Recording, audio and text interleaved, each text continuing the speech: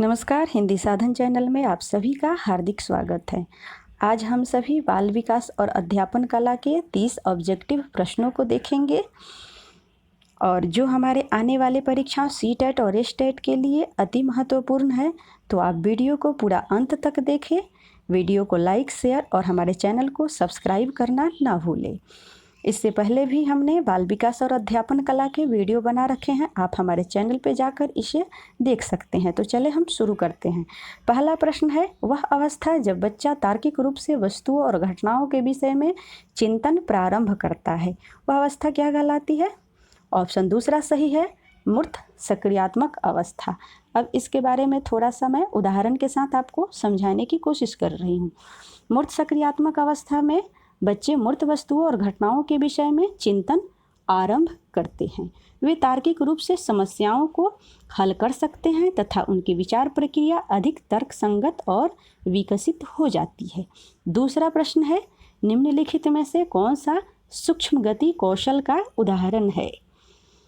Option तीसरा, लिखना सूक्ष्म गति कौशल का उदाहरण है, क्योंकि लिखने में मांसपेशियों का प्रयोग कम किया जाता है और इसमें आँख एवं हाथ का समन्वय भी देखा जाता है। लेखन एक सूक्ष्म गति कौशल का उदाहरण है। अगला प्रश्न को देखेंगे, एक दुर्घटना के बाद अच्छा प्रदर्शन नहीं करने वाले बच्चों को शिक्षक परामर्श देने की कोशिश करता है। निम्न में से कौन सा परामर्श विद्यालय को देना सबसे उचित है? ऑप्शन देखेंगे,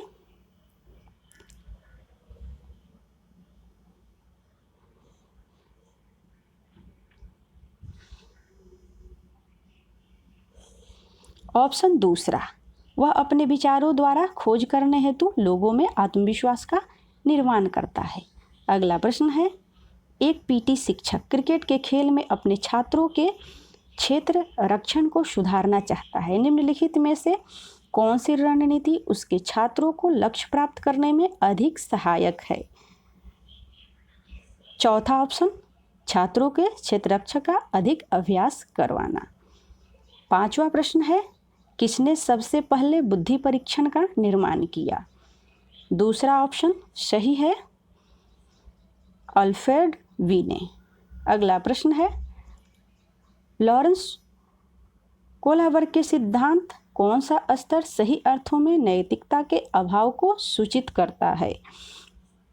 दूसरा ऑप्शन सही है, प्रथम स्तर अर्थात पूर्व परंपरागत नैतिकता के स्तर पर सामाजिक परंपरा अपनाने या सही गलत जानने में बच्चा असमर्थ होता है। वह काफ़ी हद तक बाहरी परिमाण पर केंद्रित रहता है, जो कि कुछ कार्य करने पर प्राप्त हो जाते हैं। अगला प्रश्न है, पियाजे के संज्ञानात्मक विकास के चरणों के अनुसार ज्ञानेंद्रिय अवस्था निम्न में से किसके साथ जुड़ी हुई है? ऑप्शन पहला, अनुकरण, स्मृति और मानसिक निरूपण के साथ।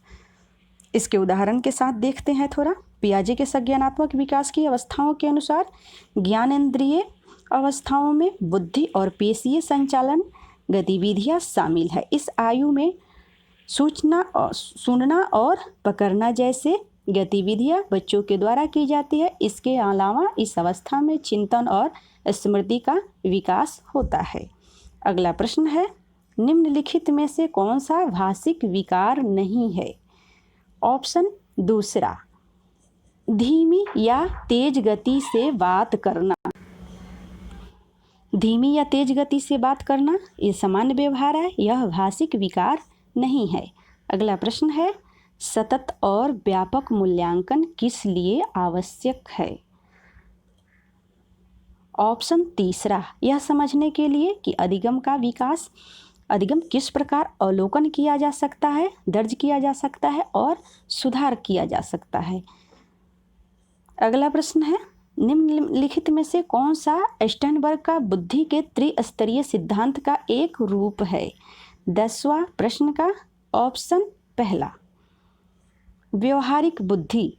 स्टर्नबर्ग के अनुसार बुद्धिमान व्यवहार में पर्यावरण के अपनाना और पर्यावरण को बदलना, एक बेहतर पर्यावरण का चयन करना शामिल है। बुद्धिमत्ता के त्रिस्तरीय सिद्धांत के रूप में विश्लेषणात्मक और रचनात्मक और व्यवहारिक बुद्धि का अर्थ है वास्तविक जीवन स्थितियों के लिए अर्जित ज्ञान को लागू करना। प्रश्न संख्या 11, निम्न में से कौन सा एक अधिगम निर्योग्यता का कारण हो सकता है?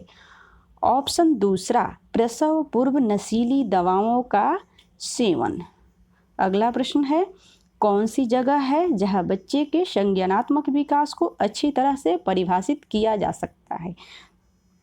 तो आप सभी एक शिक्षक बनने वाले हैं, इसलिए इसका ऑप्शन आप सभी के लिए बहुत ही आसान है कि विद्यालय और कक्षा के वातावरण ही उसके लिए सही है। चौथा ऑप्शन सही है। अगला प्रश्न है, भारत में भाषिक विविधता बहुत है। इस संदर्भ में बहुभाषित कक्षाओं में प्राथमिक स्तर पर विशेष रूप से प्रथम और द्वितीय कक्षाओं के संबंध में सबसे उचित कथन क्या होगा? ऑप्शन को देखेंगे। पहला ऑप्शन है, शिक्षक को सभी भाषाओं का समन्वय करना चाहिए और बच्चों को सभी भाषाओं में संवाद करने के लिए प्रोत्साहित करना चाहिए। तो पहले ही मैं बताई, अगला ऑप्शन को तो हमने देखा नहीं, लेकिन इसमें प्रोत्साहन जिसमें हो या अवसर देने का हो, मुझे उम्मीद है कि पहला ऑप्शन ही सही होगा। चलिए हम दूसरा, तीसरा और चौथा ऑप्शन को भी देख लेते हैं।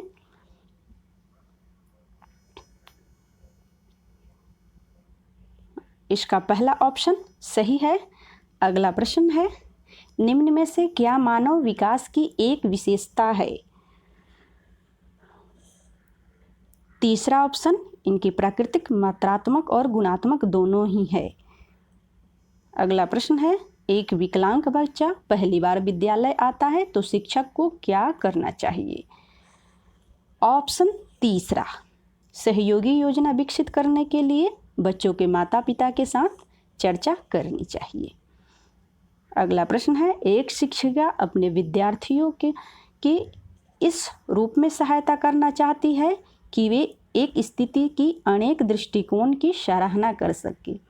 वह विभिन्न समूहों में एक स्थिति पद पर वाद विवाद करने के अनेक अवसर उपलब्ध कराती है। वाइगोत्स्की के अनुसार उसके विद्यार्थी विभिन्न दृष्टिकोण को डैश करेंगे ताकि अपने तरीकों से इस स्थिति को अनेक परिक्षेपण विकसित करेंगे। प्रश्न थोड़ा सा लंबा है, ऑप्शन को अच्छे से देखेंगे आप सभी। ऑप्शन पहला, आत्मसात। इसको हम उदाहरण के द्वारा आप सभी को समझाते हैं। आत्मसात अचेतन मन की एक प्रक्रिया है जहां एक व्यक्ति विशेषताओं, मान्यताओं, भावनाओं और अन्य लोगों के दृष्टिकोण को आत्मसात करता है। अगला प्रश्न है, निम्नलिखित में से कौन सा भिन्न रूप से सक्षम बच्चे के लिए सबसे महत्वपूर्ण कारक है? ऑप्शन तीसरा, उनके कौशलों का संवर्धन करना। अगला प्रश्न है, सुरेश आमतौर पर शांत कमरे में अकेले अध्ययन करना पसंद करता है, जबकि मदन एक समूह में अध्यापन करना पसंद करता है। यह उनके खाली स्थान में विभिन्नता के कारण है। ऑप्शन देखेंगे आप सभी। ऑप्शन पहला सही है, अधिगम शैली। ये उनकी शैली का प्रतिबिंब करता है कि अधिगम की शैली व्यक्ति की निजी पसंद पर निर्भर करती है। यह व्यक्तिगत अंतर का प्रकार होता है। अगला प्रश्न है, कक्षा शिक्षक में समूह गतिविधि का मुख्य उद्देश्य क्या है? प्रश्न संख्या 19 का ऑप्शन दूसरा, बच्चों को अधिगम में सबसे ज़्यादा भाग लेने के लिए प्रेरित करना। यहाँ पे भी आपको प्रेरित करना, अवसर देना, प्रोत्साहन देना, जैसे जहाँ भी ऑप्शन हो उसे आप बेहिचक सही लगा सकते हैं, टिक लगा सकते हैं। युवा शिक्षार्थियों को कक्षा में साथियों के साथ बातचीत करने के लिए प्रोत्साहित किया जाना चाहिए, जिससे ऑप्शन देखेंगे। प्रश्न संख्या 20 का तीसरा ऑप्शन, वे अध्ययन के दौरान सामाजिक कौशल सीखे। प्रश्न संख्या 21, अध्यापक को यह सुनिश्चित करना चाहिए कि उसकी कक्षा के सभी शिक्षार्थी अपने आप को स्वीकृत और सम्मानित समझे। इसके लिए शिक्षक को चाहिए कि वह, ऑप्शन देखेंगे। ऑप्शन दूसरा, अपने छात्रों को सामाजिक और सांस्कृतिक पृष्ठभूमि को जाने और कक्षा में विविध मतों को प्रोत्साहित करने की कोशिश करें। यहाँ भी आप ऑप्शन को देख सकते हैं, जैसे मैं बताई उस अनुसार से दूसरा ऑप्शन में छात्रों को प्रोत्साहन करने की बात कही गई है, इसलिए दूसरा ऑप्शन हर स्थिति में अन्य ऑप्शन से ज़्यादा सूटेबल है। दूसरा ऑप्शन बिल्कुल सही है। अगला प्रश्न है, एक शिक्षार्थी जो अपनी मातृभाषा सीख रहा है और दूसरा शिक्षार्थी उसी भाषा को दूसरी भाषा के रूप में सीखता है, दोनों किस प्रकार से गलतियां समान रूप से कर सकते हैं? ऑप्शन तीसरा, विकासात्मक। अगला प्रश्न है, भाषा विकास के समर्थन करने के लिए निम्न में से कौन सा तरीका गलत है? ऑप्शन दूसरा, उनकी अपनी भाषा के प्रयोग को अमान्य करना। हमें किसी भी स्थिति में बच्चे की उनकी जो खुद की अपनी भाषा है उसको अमान्य नहीं करनी है। अगला प्रश्न है, एक अध्यापिका ने कमेटी के प्रधान को सभापति के स्थान पर सभाध्यक्ष कहकर संबोधित किया। यह संकेत करता है अध्यापिका के लिंग मुक्त भाषा का प्रयोग करती है। अगला प्रश्न है, एक भाषा डैश में शामिल होती है। एक भाषा सार्थक प्रतीत होती है। दूसरा ऑप्शन सही है। भाषा प्रतीकों की एक प्रणाली है जो सार्थक संचार के लिए एक विशिष्ट व्याकरण द्वारा संयोजित की जाती है। अगला प्रश्न है, तनाव परीक्षाओं के प्रदर्शन को प्रभावित करता है। निम्नलिखित में से क्या इस तथ्य से संबंधित है? ऑप्शन पहला, संज्ञान संवेदना। अगला प्रश्न है, निम्नलिखित में से कौन एक बच्चे की सामाजिक मनोवैज्ञानिक आवश्यकताओं से संबंधित नहीं है? ऑप्शन पहला, नियमित रूप से शरीर के अवशिष्ट पदार्थों का बाहर निकालना। अगला प्रश्न है, एक बच्चा जो पढ़ाई में अच्छा प्रदर्शन करता हो अचानक विफल होने लगता है। इस स्थिति के लिए शिक्षकों के पास सर्वोत्तम उपाय क्या होना चाहिए? ऑप्शन दूसरा, उसकी उपलब्धि का कारण खोजे, उसकी अनुपलब्धि का कारण खोजे कि किस कारण से बच्चा अच्छा प्रदर्शन नहीं कर रहा है। जो पहले अच्छा प्रदर्शन करता था आज अचानक वो विफल होने लगा, इसके कारण की खोज करनी चाहिए।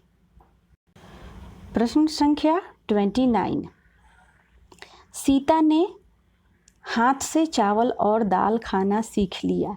जब उसे दाल और चावल दिए जाते हैं तो वह उससे मिलाकर खाने लगती है। उसने चीज़ों को करने के लिए अपनी स्कीमा में दाल और चावल खाने की डैश कर लिया है। ऑप्शन देखेंगे। ऑप्शन दूसरा, आत्मसात कर लिया है। आत्मसात शब्द अनुकूलन की प्रक्रिया का एक हिस्सा है जिसे शुरुआत में जीने पियाजे द्वारा प्रस्तावित किया गया था। सीता ने इस अभ्यास को आत्मसात किया है। आत्मसात के माध्यम से एक व्यक्ति नई जानकारी या अनुभव को करता है और अपने मौजूद ज्ञान में उसे शामिल करता है। ऑप्शन दूसरा इसका सही है। अगला प्रश्न है, पूर्व पारंपरिक और उत्तर पारंपरिक स्तर की अवधारणाओं का वर्णन किस सिद्धांत से किया जाता है? ऑप्शन दूसरा, कोहलर के नैतिकता सिद्धांत से। तो आज के लिए बस इतना ही। अगले वीडियो में फिर मिलते हैं। तब तक के लिए आप सभी को बहुत बहुत धन्यवाद।